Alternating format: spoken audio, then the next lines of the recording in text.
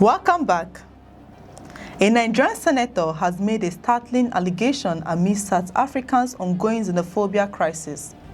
The senator claims the United States is behind the attacks on foreign nationals, arguing that the objective is to destabilize South Africa and remove the African National Congress, or ANC, from power. The allegation is serious and has attracted attention because it touches on regional security, international relations, and Africa's political future. However, it is important to note that this is an allegation made by the senator has not been substantiated with publicly available evidence. The big question is this: is South Africa's xenophobic crisis being driven by foreign interference, or is this rooted in the country's own deep domestic problems? That question matters because the answer determines where responsibility lies. If foreign actors are involved, it becomes a geopolitical crisis. If the violence is mostly domestic, then South Africa must confront difficult truths about unemployment, inequality, migration pressure, policing, and political frustration. The senator's claim comes as South Africa continues to face renewed tensions over migration and attacks on foreign nationals, including Nigerians and other African migrants.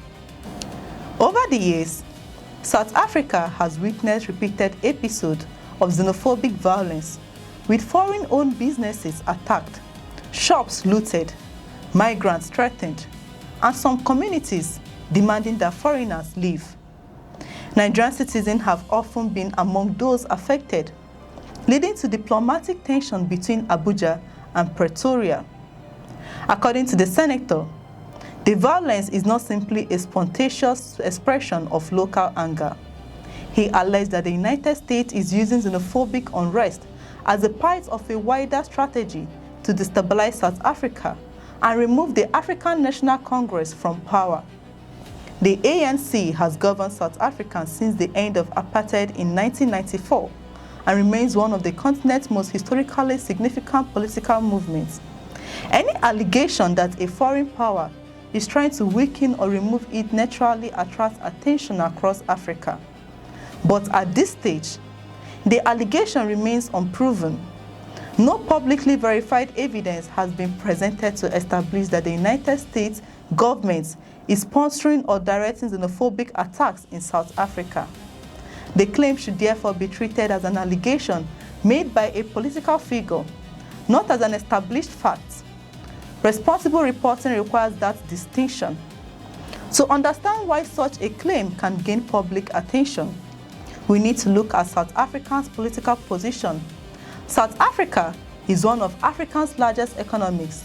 It is a member of BRICS, a bloc that includes Brazil, Russia, India, China, and South Africa.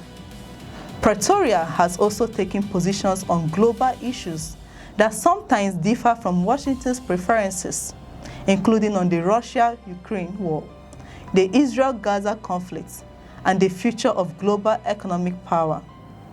This has created suspicion among some African political voices who believe Western powers may be uncomfortable with South Africa's independent foreign policy. There is historical context as well. During the Cold War and the apartheid era, foreign governments often played complicated roles in African politics. Many liberation movements, including the ANC, were supported or opposed by outside powers, depending on ideological interest. Because of that history, claims of foreign interference still resonate strongly in African political debates. Many Africans remember how external powers influenced elections, coups, military alliances, and economic policy across the continent. However, historical suspicion is not proof of current involvement. South Africa's xenophobia problem has well-documented domestic roots. The country faces high unemployment, severe inequality, housing shortages, weak services delivery, crime, and frustration in poor communities. In many townships, foreign nationals become easy targets for anger that is actually caused by broader economic failure and political disappointment. Migrants are often accused of taking jobs, overwhelming public services, or engaging in crime. Even when such claims are exaggerated or unsupported by evidence, political opportunism also plays a role. Anti-migrant sentiments can become a tool for mobilization. Some local actors use anger against foreigners to gain attention, build support, or distract from governance failures. When communities are frustrated, blaming outsiders can be easier than addressing structural problems. This pattern is not unique to South Africa. It has happened in many countries where economic hardship and migration pressures collide. The counterpoint, however, is that foreign influence in domestic politics cannot be dismissed automatically.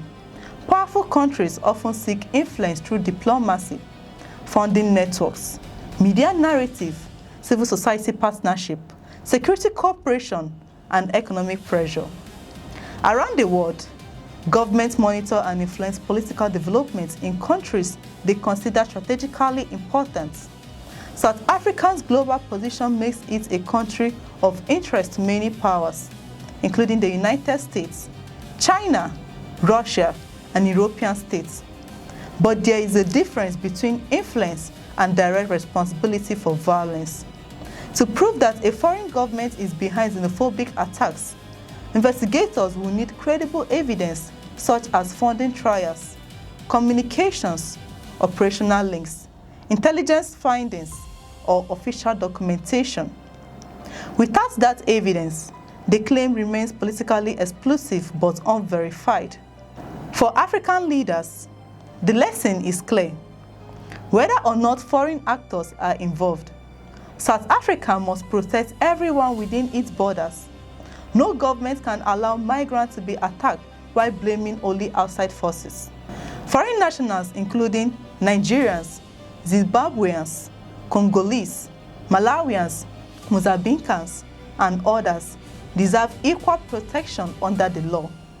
If crimes are committed by individuals, those individuals should be prosecuted, but entire nationalities must not be treated as criminal groups. The African Union also has a role to play. Xenophobic violence threatens the very idea of African unity. It weakens regional cooperation, damages trade, and undermines the promise of the African Continental Free Trade Area. If Africans cannot live, work, study, and trade safely in other African countries, then Pan-Africanism becomes only a slogan.